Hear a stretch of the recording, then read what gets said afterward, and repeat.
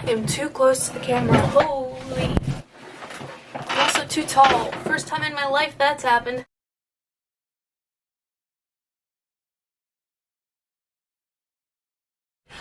Alright, hello YouTube! I realize I have been gone for a very long time. I think it's almost a year now. Welcome back, hello. I just wanted to make a little introduction to this video. First of all, I am off to college next week. Updates to my life, yes, after a year. I want to talk more specifically about political things and just stuff that I'm interested in because I am a nerd. I just need an outlet for that. So my YouTube channel with all of like 18 subscribers or 20 subscribers, something like that, is a perfect outlet for me. Yeah, just kind of using the way I used it last year. Just, you know, I used it as an outlet, a hobby, a creative thing. After sometime next week, hopefully I will be able to start at least more frequently than once a year posting videos on my channel. But that brings me to today's video. Today's video is a debate that I did on worker co-ops with one of my friends from when I did debate in high school. Not my best debate, I've got to be honest. Yeah, I got lost in the weeds in a discussion on socialism, and that was my bad, but I still wanted to upload it. Also, my screen record for the technical difficulties were real. I'm sorry for my subpar debating in this debate, and I'm sorry for the very subpar video just technical qualities, audio qualities. But if people like this video and they want me to debate again, I will debate again, and I know how to do better with my video and audio quality. I mean, Isaac, he was amazing, but for me, I was very crazy, because life's crazy right now. Like, literally, like, I'm, like, packing up my room and in the middle of all this. Isaac actually is starting a podcast, I believe, where he's gonna have a bunch of debates with people on all sorts of different topics. Obviously, his political stance is a little bit different than mine. He is an anarcho-capitalist, or has anarcho-capitalist leanings, I believe, something like that. He's a libertarian. Amazing debater, super fun, and I'm so glad we could do this, even though I was a little bit all over the place. Still, I'm a little bit all over the place. Definitely would do it again. If anybody out there sees this video and likes it, just let me know. Just like the video or comment, or, you know, all that stuff. Subscribe if you want more. If I post more, I am going to post more. So I will just let you get to that. I will stop talking again. Thank you so much for watching. I'm back on YouTube now. It's gonna be great. It's gonna be amazing. I'm off to college. I will be doing more at college. Thank you guys so much again, and I will see you in the next video. Whenever you're ready. Alright, let me pull up my timer for me, and I will go ahead and get started. I think you, I, and most reasonable people would all agree that the best type of government is a democratic one. Of the people, by the people, for the people. The right of people to rule themselves is seen as non-negotiable in our modern-day Western society. But it has not always been this way, and even today we see instances of countries across the globe who do not value the voice of their people. While most people value democracy in their government, we rarely see democracy in our day-to-day lives. It is because I believe that democracy should extend not only to the government, but to our workplaces as well, that I stand with today's resolution. Worker cooperatives ought to replace the conventional capitalist business model. Now, I am fully aware that I'm going a little against the grain here by opposing the idea of capitalism, so I'd like to start by explaining the main terms I'll be using today. When we talk about the capitalist business model, we are talking about private individuals owning and controlling businesses, property, and capital, aka the means of production. What I propose as an alternative would be worker cooperatives, where instead of power being controlled by an owner or a few shareholders, the business is controlled democratically by the employees. This can be done through direct democracy, where every employee has an equal say, or through representative democracy, where employees would vote on managers, not dissimilar to the way we would vote on our congresspeople, for example. So, why should we embrace worker cooperatives? Today, I want to look at three main reasons: satisfaction, stability, and productivity. A chronic problem of our workplaces today is a failure in employee satisfaction. Even putting aside other capitalist business issues such as wage theft, little if any health insurance, and unsuitable working conditions, the majority of jobs today fail when it comes to their own employees' happiness. This failure is a direct result of a capitalist mindset. When one person holds the reins of power and is only thinking about their own benefit, everyone else suffers. Capitalist businesses work, but they only work for one person. In capitalist systems, there is no way to ensure the needs of everyone will be met. The solution? Democratic workplaces, where everyone can bring up solutions to issues they find in the company. These issues can then be voted upon, and this instantly gives employees a voice and responsibility, as their vote can change their workplace. Unsurprisingly, employees feel more satisfied when they are no longer treated like a simple cog in a vast machine. In a study that analyzed surveys from worker cooperatives and capitalist firms in Seoul in 2016, the findings showed that, quote, while the negative relationship between job demands and organizational commitment was significant in capitalist firms, it was not maintained in worker cooperatives, end quote. Another study done in 2013 showed that home health aides at worker-owned democratic organizations were much more satisfied with their jobs than those in top-down ownership and decision-making. Moving on, worker cooperatives provide much more stability in a company. Again, traditional businesses are built with one motive: making money for the owners. This does not provide stability for the employees or even for the company. Both the employees and the company itself are seen as disposable if the owners can make more money by laying off workers or filing for bankruptcy. We have seen that worker co-ops value their workers more, which leads to higher job satisfaction, making employees less likely to quit. But not only do employees stay longer than in typical companies, but employees are fired less. If the company is facing difficulties, people are much more willing to vote for everyone to take a small pay cut rather than firing 3 employees, for example. Furthermore, a 2013 paper analyzed studies of worker co-ops and traditional companies from around the world and found that worker co-ops last as long, if not longer, than their traditional counterparts. This increased job stability is not only beneficial to the employees of the company, but to the economy as a whole, as increased job security leads to financial security and more freedom to put money back into the economy. Finally, we get to productivity. We already know that increased job satisfaction and stability lead to higher productivity, but another crucial aspect of increasing productivity is understanding the best ways to streamline production. Worker co-ops have a major advantage in this aspect, as the business is run by the experts. The people making the decisions are also the ones who are on the floor day to day, the ones actually doing the work. In sharp contrast, we see traditional companies being run by people who may have never actually stepped foot inside the walls of the company themselves. Again, this type of ownership sets no boundaries on the inherent greed of individuals at the top, which leads to less than ideal business practices.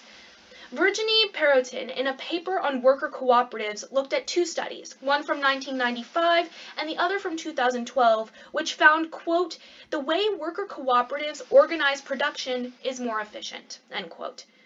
To conclude, worker cooperatives are not only better for their employees, but they are also better for the economy and businesses themselves. While we should continue to build more worker co-ops, I would also urge that we embrace today's resolution and completely replace the obviously outdated capitalist business model. Thank you. Okay, great. I will begin my 7 minutes. Actually, I need some time. Okay. For my negative rebuttal on this side. Okay. Our resolution today is worker cooperatives ought to replace the conventional capitalist business model. In order to address this issue correctly, my first duty is to explain the system which I am defending. I am a capitalist. First and foremost, capitalism is founded on the recognition of the property rights of every individual. The capitalist laissez-faire system posits that no outside actor should force anyone to make a certain economic choice. Theoretically, then, the laissez-faire system could take virtually any form. As long as no one is stealing anything, they can do what they wish. People could establish employee-owned businesses, worker communes, single-owner businesses, or any other model they choose. Over time, however, there has emerged a clear preference for what I will call the corporate model. At its fullest, the corporate model looks something like this. There's a board of directors, which is appointed by the stockholders. They make the final hiring and policy decisions.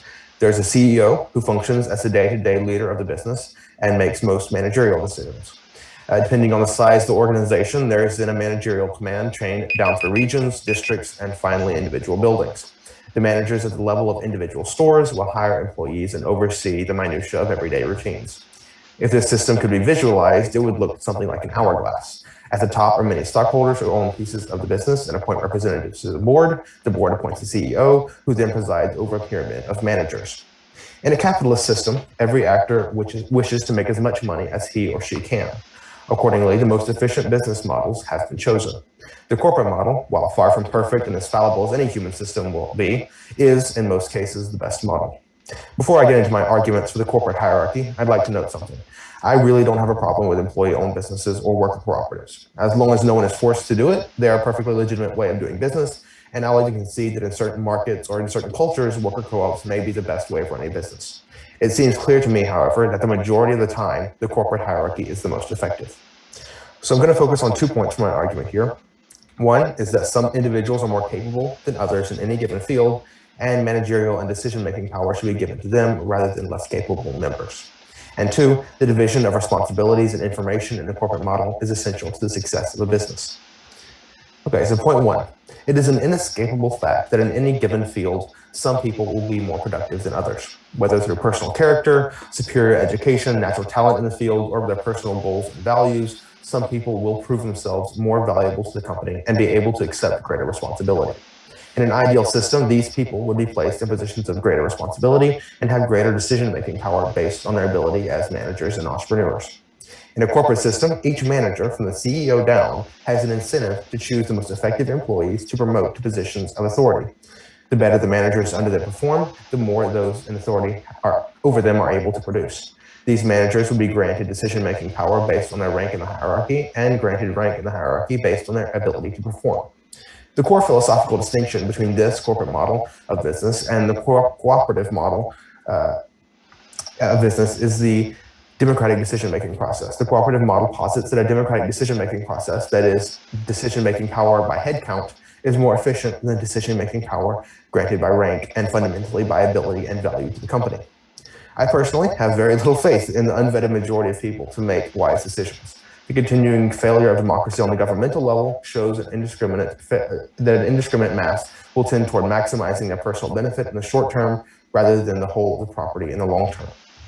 Point two. In addition to the hierarchy being structured to promote effectiveness in the company, it should also be structured to give decision-making authority to those who are knowledgeable over the areas over which they have authority. While this is similar to the previous point, there is an important difference. In the worker cooperative system, all employees are joint owners of the business and act as board of directors. While in some very small companies with only a handful of employees, everyone may be able to know enough about every function of the business to vote well. This is simply impossible on a medium to large scale. There is no way that the majority of employees will know enough about product development, marketing, public relations, supply chain management, legal regulations, budget management, and a host of other factors needed to run a business to make sound company policy or even to elect managers to those positions. At most, a handful of people, far from being a majority, will have been dedicated, educated, and disciplined enough to be well informed about every aspect of a company management to make those decisions. In a corporate system, these are the employees that would be promoted to manager positions and be making these decisions instead of the uneducated mass of workers. Having a few super-informed people appointing informed specialists to positions of authority is the best system of resource allocation, as opposed to the mass of uninformed workers appointing charismatic demagogues to positions of authority based on the claims of higher wages. In summary, the worker cooperative model is based on the egalitarian assumption that a democratic system of pure headcount will result in more productivity than a meritocratic hierarchy based on the ability of individuals. This does not work in the vast majority of cases, And unless the fundamental nature of humanity changes, it will not work in the future either. Okay, so moving on to open discussion. So I'll set a 20-minute timer, but it's not a strict time I'm willing to go over by a few minutes. It's not really a problem. Okay, so since you're taking the less orthodox position in this, which is unusual for me, usually I'm the one with radical views, I'll kind of let you go first and kind of explain what you're thinking in terms of the debate.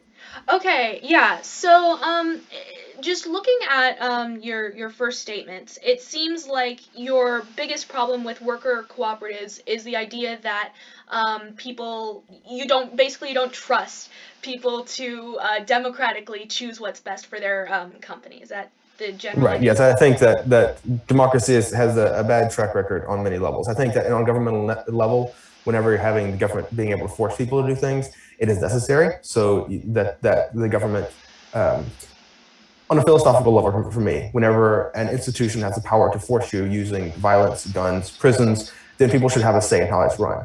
But regardless, the government is far less efficient as a democratic institution than it would be as an aristocratic, monarchic, or anarchic institution. And that's the same with businesses. Because businesses don't have the power to force people to do things, workers don't have a moral right to decision-making power, and therefore the most efficient system, which is the corporate hierarchy or independent stockholders, is the best system to go with. Yeah. Okay. So with that kind of idea, I'm just trying to get a better idea of your thoughts on this. Yeah. So would you say that you do have to basically have a job, you have to work in order to live, be able to afford like a home, clothing, food, all that? I mean, depends on how you define your job, but at least for both my grandparents and my father have been self-employed for as long as I can remember. We have a very entrepreneurial family. I'm looking at an entrepreneurship now, actually, just doing some market research. So I'm very used to not going with the conventional model, not being under the authority of a manager. So I can't sympathize with that to a large degree. But yes, obviously having some means of sustenance is necessary, whether that's by a conventional job or entrepreneurship or investing, or there's a lot of different ways to make money. Okay, and so basically with the idea of democracy, like when would you say that you do have the right to a say? I know you said that it was okay for government, but not for businesses. What kind of is the differentiation there? The government can shoot you. Businesses can't. Okay. But can we agree that businesses, like especially big businesses that we see around the world, like, I don't know, Amazon, Google, like all those things, they definitely can, while they might not be able to shoot you, they can definitely affect your life in negative ways through, not being able to, like, afford a house or not being able to afford your food, things like that. I mean, yes, they can definitely affect your life in negative ways if you had an alliance between all the major businesses, or even you have to include a lot of medium and small size businesses. And currently in this system, none of the businesses, even Amazon, have nearly that type of monopolistic power. And there are many other factors besides just businesses that have an effect on their life. In media currently, there are several very large media companies that dominate all of the narrative. And those, whenever you have a media company that provides information, if you have Google that is the gateway to information, whenever you have Facebook or social media that is the gateway to social interaction, do we have a right to democratically elect what their policies are? No, we don't. We don't own those companies. That's not our property. It's something we voluntarily choose to use. They can have a great, if I was cut off from all Google access, I would have a great disadvantage compared to everyone else around me. That would impact me negatively, but I still don't have the right to vote on my policies. Okay. And one more question. Talking about some of the things I brought up about how, statistically, worker co-ops seem to be more productive. They seem to last longer, or at least as long as traditional businesses. Even if we don't have a right necessarily to democracy in a workplace, do you think it's important to consider that these democracies tend to, from the studies we have, tend to actually work better than regular corporations? I haven't looked into those studies myself, but I mean, if so, like I said in the case, I have no problem with that. Currently, I'm banking with a credit union instead of a regular bank. I think that I haven't looked into all the details of how it works. But basically, it is a more democratic procedure. Instead of having one owner that's regulating the interest rates, you have a more democratic or cooperative model, I guess, in banking. And so in certain industries, that can definitely be a better option. And my thought is really, if they work better overall, like you're saying, and again, I haven't looked at those studies. I know there are definitely successful worker co-ops out there. If they work better overall, then why aren't there more of them? If there's, I mean, we can get into this later, but if there's if there are so much more employee satisfaction and stability and increased productivity, why aren't employees moving to there? Why aren't people setting up more of those if they're more productive? But we can get into that in a minute. Yeah, that's all the questions I have for right now. Okay. So if you had any questions for me, you can. Okay, well, let's just start with that one. If employees are more satisfied, if it's more stable, if they have better long-term productivity, then why aren't we seeing more worker cooperatives happening? And maybe we are. I haven't looked at those studies. Maybe it is increasing rapidly right now. But if it doesn't work, if it does work, why aren't we seeing more? Yeah, well, I would think, or I do think that a big issue, especially like in the United States, because in the United States we really don't have, like you said, we don't have a lot of worker co-ops. In places like Spain and some other European countries, it is much more popular. But I think a lot of it comes down to how the government works, and especially looking at the United States government, there are a lot of benefits to being a capital owner, to being an investor. Things like how taxes work with businesses and investments as opposed to actual wages.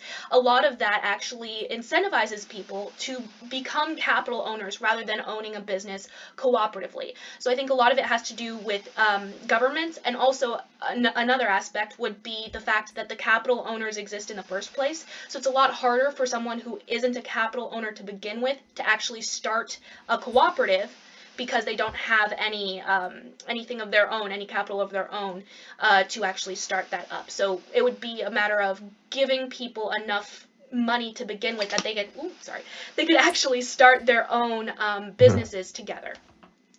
Yeah, so I definitely agree on the government point that the government should get out of the business. I'm very much a laissez-faire capitalist in that whatever system people making individual choices, whichever system they move toward is the best decision. Government shouldn't be giving tax breaks or subsidies or tariffs, any of these protectionist policies. I would say that looking at Spain and the UK, I haven't looked into Spain as much, but in the UK, I know there is a restriction that before companies are allowed to go public, they have to offer their company for a certain rate. I forgot what the rate was, but they have to offer their company for a certain rate to the employees, for the employees to buy before they're allowed to go public with it. So in those cases as well, there are government restrictions which are protecting worker cooperatives. That's true. It's not just on the capitalist side. It does go both ways there. Yeah. I guess the more general point, just to kind of get your underlying view on this, what do you think is the goal of business? In any economic system, what is the end goal of the economy? What's the role of business in that? Honestly, I think it changes depending on what economic stance you take. I would say under a capitalist system, the goal is to profit the capital owners. Not necessarily to make sure that businesses thrive, because as we have seen throughout history, you can sometimes bankrupt your business and make more money off of bankrupting your business than keeping it going. But capitalism is basically to make money for the capital owners, and I would say in more left-leaning, socialist, communist, that kind of grouping of the market, it would be more to help everyone, help the workers, or to just, provide the necessary things for living. So I think in a capitalist system, it's to make money for a few people at the top, and then in a socialist system, it'd be to make sure everyone is making a living wage and is having a good life, essentially.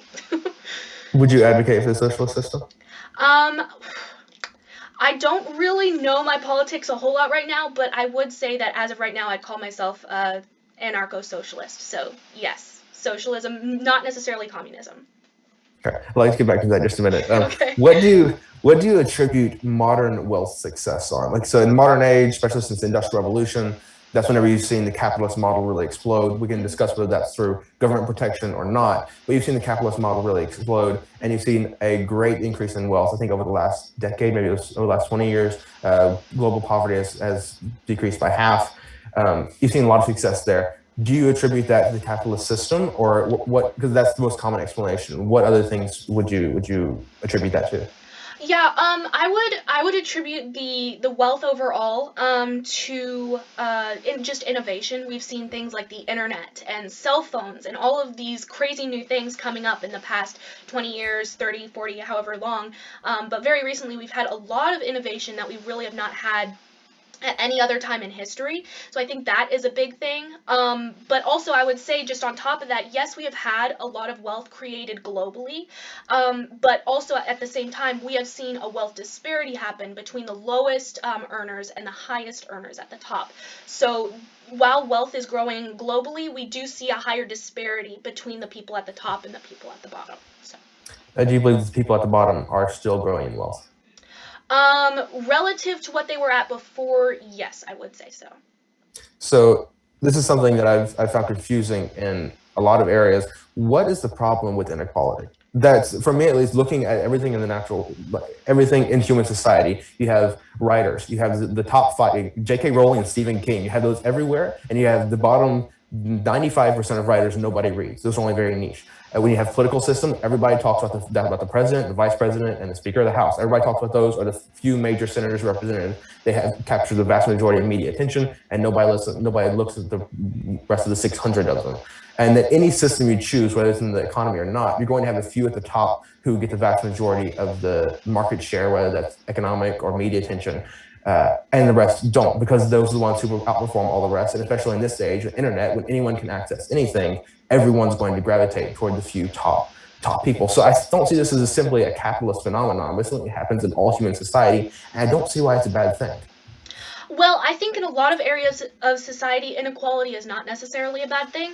The problem I have with it in a capitalist system is basically, you can see in a lot of instances, the people at the top didn't necessarily get there because of talent. A lot of times it is inherited wealth, or it is other factors that they have, whether it be connections or just power in general.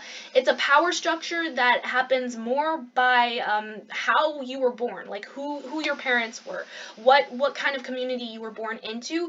That is what perpetuates who's at the top and who's at the bottom more than actual talent. So that would be my issue with it. I don't know for sure, but from what I understand, Jeff Bezos was a relatively middle-class guy. And you gave the example earlier of Amazon being the company, major company that controls people's lives. If a middle-class guy can rise to become one of those top billionaires in the world, Elon Musk, Jeff Bezos, you see a lot of these people that are at the top and have a lot of market control right now, but come from middle-class background. I don't see where that's... Obviously, I say in government systems and in media, maybe you can get a lot of inherited wealth, and some of the royal things, especially looking in Asia and in the Middle East, where they have a lot more government control in the markets. You can see inherited wealth sustain over longer. I think I saw one statistic that inherited wealth generally dissolves in the third generation. So I just don't see how it's a major market force outside of government control in the United States specifically. Yeah, well, I would say inherited wealth, I would say, is part of it. I don't know where like Jeff Bezos or Elon Musk's parents or their financial background, but I do know that you know, it's a lot harder, first of all, to come from the bottom, like working class, all the way up to where Jeff Bezos and Elon Musk are, than middle class. A lot of times with middle class, you have a starting amount of wealth. You're able to go to college, things like that. But also the idea of just the inherited power of being in positions where they probably had, you know, good families who helped them go to college, who helped them, you know, set them up for success. And I feel like there's a lot more to it than just wealth. Again, I talked about connections, you know, like who your parents know, being able to go to college. All of those things also contribute to who is at the top. And you know, you can go and you can see people who are in the lowest classes of society, who are living in like the inner cities and things like that, who do have a lot of potential, but they'll probably never actually make anything because of where they are in society. So going back to an interesting point, you said you're an anarcho-socialist. I am not a full anarcho-capitalist, but I do have sympathies there. I do think they have a lot of legitimate points. So in anarcho-capitalism, the idea is based on, or in libertarianism, but to a greater degree with anarcho-capitalism, is that everyone has the absolute right to private property, that no one can tell them that they can't do something with their own property. As long as they don't infringe on someone else's rights, they own that. They can make contracts. If I'm a plumber and I have some extra plumbing tools, and I can say, hey, here, sign this contract, you take my tools and go work on that guy's house, you pay me 25% of the return and bring my tools back, that's the starting of a business. That's a contract. They're using their private property, taking that and using that contract and using it according to a contract and working with someone else. They're owning the capital, benefits that other person because they get to use the tools, and benefits them because they get kickback from that. So the principles of libertarianism and anarcho-capitalism is the ability to control your private property. How do you combine anarchism with socialism? That seems to be a contradiction in terms to me.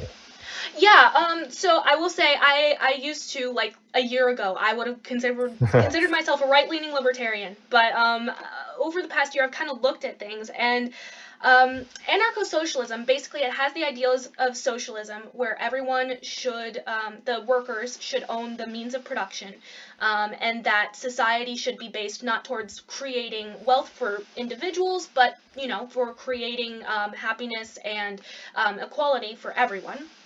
And basically socialism is, anarcho-socialism has the ideals of the government needs to stay out of my business. You know, I still support, like, I can have as many guns as I want if I want them, and, you know, I support all of those kind of libertarian ideas, but at the same time we do think that the government would need to provide a baseline of saying, listen, you can't use power of owning capital, you can't use that to exploit people, everyone should have an equal shot. And that's basically the main difference between anarcho-capitalism and anarcho-socialism, is the idea that owning capital creates a power dynamic that is inherently unfair. And so anarcho-socialism would be taking that away. So theoretically, if you had hundreds of guns, then you now own capital and you're exploiting people. If you have too much capital, then so that does restrict every aspect of life. Yeah. But with anarcho-socialism, we're not necessarily saying that we're getting rid of all property. Like, if you can still have a house with anarcho-socialism, you can still have, like, pens. Can you have a multi-million-dollar house? As long as it wasn't made, or you didn't get that house through owning capital, through using things that you own to create wealth. Because that's basically what capitalism is using things you own to create wealth by forcing other people to work for you, because people have to make money. So forcing people to work for you. Okay, interesting. Well, okay, you might not call it forcing, but I would call it forcing people to work for you, because you have to have money to survive, basically. And under capitalism, the only way to get that money would be by working for people who can pay you almost whatever they want. Under an anarchist society, literally whatever they want, I think, you know, if you didn't have a minimum wage. And just basically the idea that capitalism puts owners in a position of power, and it doesn't work the way that we think about, where it's like, you know, the employee wants what they want, the employer wants what they want, and they come to an agreement somewhere in the middle that's fair. Capitalism is not fair because there is someone in a position of power. Hopefully that makes sense. I feel like that was really confusing. So taking a slightly different tack, going back to the fundamental difference between worker co-ops and capitalist model is democracy, I think. Yeah. Do you think practically the vast majority of the world, especially the Western world right now, are democracies, usually representative democracies? Yeah. Do you think, by and large, they have succeeded? Those governments? Yes. I would say yes. I think democracy has succeeded, at least more so than you know, dictatorships and things like that. So. Do you think that over time, say, whenever America was founded, we had very little law. We didn't really have a system there, governmental or cultural system like a lot of other countries did. So America is an interesting exception there, is that we went from basically anarchy in the American West to a democracy now. Do you think America has improved over that time? Not just economically, but in the social and governmental systems? Because obviously, over time, like you say, innovation has improved things generally, but in the systems. I think I'd say that yes, our systems have improved. Looking back to, like, anarchism, there was a lot more like human rights violations back then. You know, we had slavery, we had women didn't have the right to vote, and there was a lot of crazy stuff that went on in the Wild West, all that. And I think now that we have democracy and we have that baseline of rights for people, that's really important. And I know you don't agree that people have a right to democracy in their workplaces, but I would say that that is an important thing. You do have a right to have a say in your workplace, because it is where you spend the majority of your time. It's, you know, it's the major power structure that we have in our day-to-day lives. Like, the government is our ultimate power structure, but our day-to-day lives, we live in our workplaces, and so it's important that we have the right to have a say in what's happening there. So under your idea, under the system of anarcho-socialism, under worker cooperatives, would people be allowed to buy and flip houses? To buy what?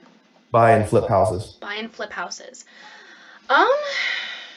Well, under socialism, houses would not actually be a commodity. So houses would just be something that you get no matter what, because it's a basic of life. But if we're talking about worker co-ops and not necessarily in a fully socialist economy, yes, you could buy and flip houses. But if we're talking about a purely socialist economy, houses are not something that could be flipped, because they are something you get no matter what. So doesn't it seem like so going for the pure socialist thing, since we're going for looking at the ideals of both of these cases, hopefully. Yeah. The time for this just went up, but if you don't mind, we can keep going for a little bit longer. Yeah, I'm fine. I said it's like a 10-minute timer, so we don't just go on and forget about it. Yeah. Okay. I could talk about this forever. Yeah, me too.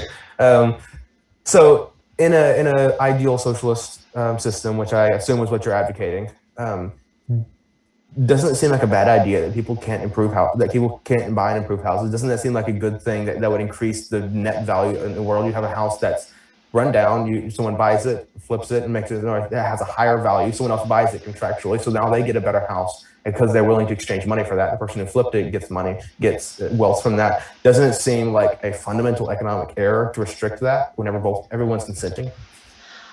Well, you're not necessarily restricting people's ability to improve their houses or things like that. It's just simply saying that everyone is, by nature of existing in a society, no one should be without a house. So houses wouldn't really. It's not necessarily saying that houses should not be improved upon and then sold again. It's more saying that houses should not be something that you have to buy. And that would kind of decrease the market for houses, because if everybody has one, then there's no reason to buy one, if that makes sense. Okay, so how would you define a business? A business? I would say that it is trying to think of a word that's not synonymous with business. Yeah. But it is a organization that is set up to produce a good of some kind. That would be hopefully beneficial to society. And it is made up of people who put their time and effort, or money and capital sometimes, into that organization to help it grow and thrive. Okay, so let's say I have a scenario: 2 people. I have a vacuum. Someone else, person A has a vacuum. Person B does not have a vacuum.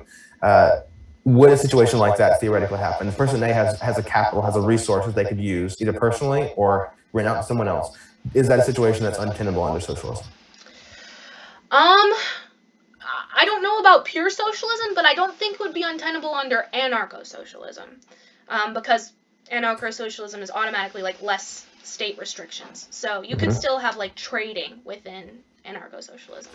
So say person A, say person B was looking to work as a house cleaner. They saw, hey, I know this person who wants their house cleaned every week, but I only have a broom. If I can do it more efficiently with a vacuum, I spend less time there and be able to spend my time more wisely. Hey, can I give you $10 and use your vacuum every week? Person A says, yeah, sure, because I only need it once a month. And so person B takes it and goes and vacuums someone else's house, and they get a net benefit. And all parties involved get a net benefit from that because they're all doing it contractually of their own free will. Would that be considered a business? And then would person B have a right to vote in what the practices of person A are in that situation? Would it be considered a business? I think the person who's becoming a housekeeper or house cleaner, they would have a business. Using the vacuum, I don't know if the person who owned the vacuum would really have any say in that, because it's not their business, even though they would be using their vacuum. But I would say, ultimately, when we're talking about this kind of stuff, the real heart of the issue is that, in your example, people are being forced to work, but by the nature of needing money.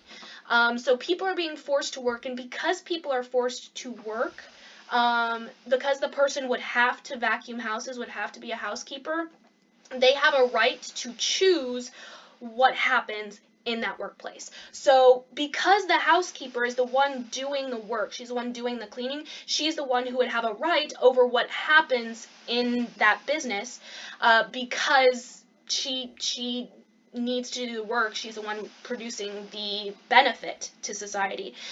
So she would have a right over what happens with that business. Do you think that a democratic system in a business would be overall more efficient and productive than a hierarchical system, or do you just believe that it would provide more benefits to the employees? No, I believe it would be more beneficial to the business, as well as the employees. It would not be more beneficial to capital owners, obviously, because they would not be a part of worker cooperatives. But as I showed from a couple of those studies in my case, it has been proven, 2 or 3 different studies that have been done worldwide have shown that worker cooperatives last as long, if not longer, than traditional businesses. They go longer before they fail, and they also are they tend to be much more efficient and productive than their traditional counterparts. You said the first study, well, would you mind sending me the links to those studies after this? Yeah, absolutely. That would be good, yeah. Yeah. The first study said that worker cooperatives tend to last longer than capital-owned businesses. Mhm. Doesn't that seem to suggest that there is a high turnover rate in the capitalist economy, and therefore they can't gain monopolistic control over the workers?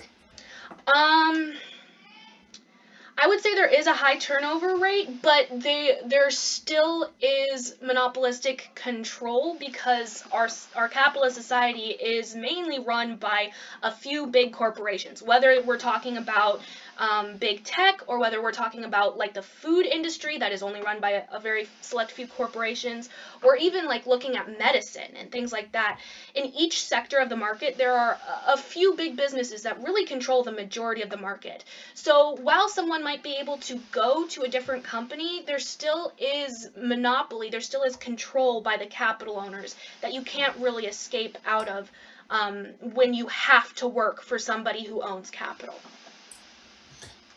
In Austrian economics, I'm an Austrian in that school. One of the fundamental a priori arguments, I guess, is that in any relationship between two people, if they both contractually agree to an economic exchange or social exchange or any other exchange, they both contractually agree to that, then both parties are better off than before. Would you accept that as a theory? I would say that as a theory, it sounds nice, but it doesn't work out in our society. So, say you have Amazon in your town, and which it seems to me to be highly unrealistic, but this theorizes it's the only business in town. You can't move because there's only desert for miles around, and you can't get the gas to leave town. You have a choice to work for Amazon or to try to start your own business, which may or may not succeed. Let's say it has the lowest chance of success, or you could just try to grow a garden in your backyard and be self-sustaining. If you chose to work contractually for Amazon, no one's forcing you to, because no one's violating your rights if you don't, then wouldn't that benefit both parties? And wouldn't that be a mutually beneficial exchange? I would still say no, because when we're talking about the contract with Amazon would be the one in the powerful position in that contract. So it would not be mutually beneficial, because Amazon would be able to, for instance, say what your wages were, and you really, as an employee, as a potential employee, would not be able to not fight, but you wouldn't be able to, on your own behalf, argue for a more fair wage, or a more fair working hours, or whatever that may be. So under a capitalist system, contracts can be made, but when someone is holding the power, when someone's holding the capital, they hold the ability to really force you to do what they want. Or your other option is to not work, which, again, as I've stated a few times, if you don't work, you don't have food, you don't have enough money for a roof over your head, and you can't survive without having money. So the contract is not inherently equal or fair under a capitalist system. So one thing I find interesting, I haven't really thought this through, so you can give me your perspective on it. You said that one of the problems with the capitalist system is that people either have to go for these monopolistic corporations or be self-sustaining, and self-sustaining is inviable, that you can't, to have any sort of reasonable standard of living, you have to trade with other people. So let's say you have two people who are completely self-sustaining, they're dirt poor, dying of disease out in the wilderness. They decide to work together. One of them is going to hunt, one of them is going to fish. They can both do it more efficiently and they can trade. Therefore, they're both better off than that. As you add more and more people onto that system of trading, everyone gets more and more efficient and wealth increases, which seems to me at least to be the story of what a lot of human civilization and economics has been, is that increasing network and increased efficiency and division of labor in order to achieve that. But what it seems to be in socialists, in your idea of socialism, is restricting people's ability to make those contracts, and instead saying, okay, no, we all need to vote on how much this guy's going to fish, or how much fish you can trade. We have to restrict that based on a common consensus, rather than being able. Timer just went off. Rather than being, so I'll let you respond to this. Rather than being able to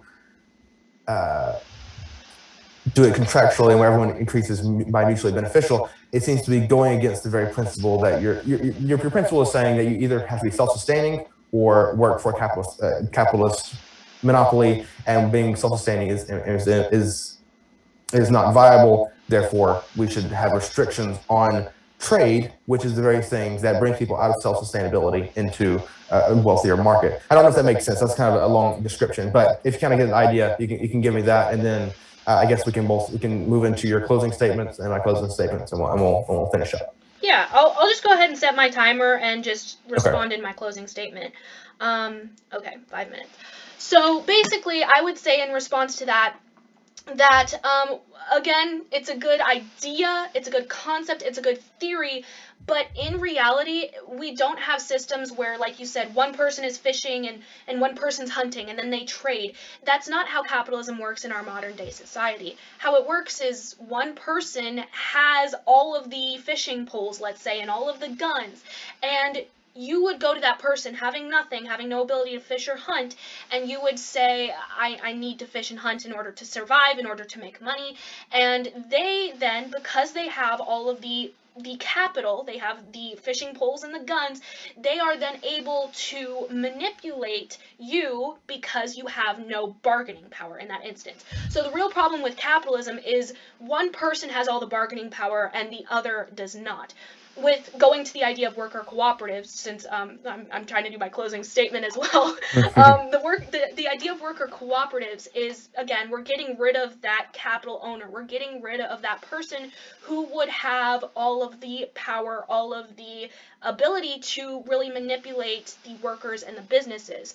So with worker cooperatives, we are saying that we are going to let people have the ability to have the fishing poles or the guns, have the resources to actually advocate for themselves in the workplace. So I would just say, to kind of end, I think worker cooperatives are more beneficial because they are democratic. I believe that we need democracy in our day-to-day lives because while democracy and government is also important, we don't really deal with the government on a daily basis, and what we do deal with are corporations, and corporations are the people, or not people, they are the capital owners are the people who are able to basically tell us whether or not we get to eat today, whether or not we get to pay our rent this month or our electric bill. So better alternative to capitalist businesses would be worker co-ops, where everyone has an equal say in what happens in the company. This is just more fair, and I think people do have a right to a say when it comes to their work, when it comes to what they are producing for the society. And then again, just looking at my points of satisfaction, stability, and productivity. Quickly talking about all those studies again, we do see that employee satisfaction is higher in worker cooperatives, which is I think, pretty obvious that people are happier when they have a say, but also the jobs themselves are more stable. People leave the jobs less, and the businesses die less under worker cooperative control.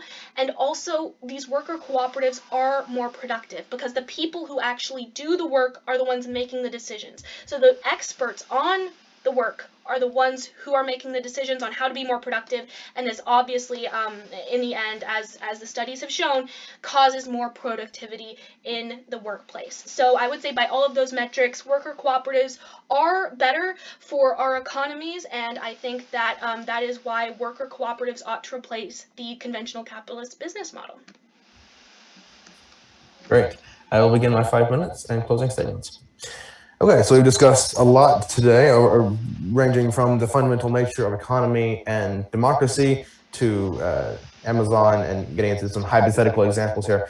So obviously we can't cover everything. It's a very wide field. I was listening to a debate recently. Actually, no, I was reading a book recently. I just finished it. It's called Democracy, the God That Failed, by Hans Hermann Hoppe. He's an interesting thinker. I don't agree with him on everything, but he made a lot of really interesting points about the nature of democracy and the government specifically, but it can apply to private sector as well, and basically saying that everyone there is motivated to use the government to achieve their own ends, rather than doing it for the overall benefit of a society, whereas an aristocratic or a monarchic government would be in power longer, and therefore would be interested in preserving the system as a whole and preserving the value of all the property and capital within that. We didn't really get into that this time, but I would say the same applies as well within the private sector, that whenever you have capital owners and CEOs, managers that are promoted those positions based on merit and own the capital, have a vested interest in the long-term success of the business, you have a higher likelihood of success in the long term. And you brought up some